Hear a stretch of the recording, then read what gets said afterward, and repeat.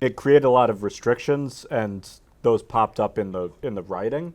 So you had to quickly learn and adjust. How do we still make the thing work without having an audience there, whatever. So it's just like problem solving.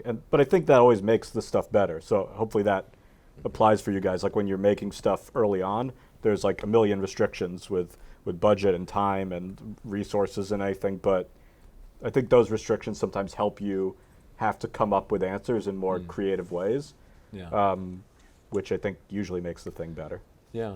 And were you on Desus and Mero at that time? So I remember vividly those virtual shows, and they were fantastic, but also a little bit like agonizing because you just wanted that sort of interactivity. I mean, what was it like to be a writer? Like, did you struggle a little, as we all did, just with the isolation and the idea that you weren't maybe bouncing ideas off in the same way? Or did you find that maybe it unlocked new things that you kind of hadn't thought about?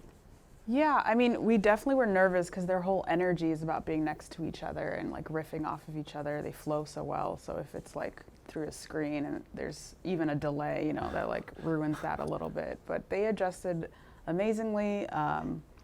We did have to like challenge ourselves to like make a field piece that's not in the field.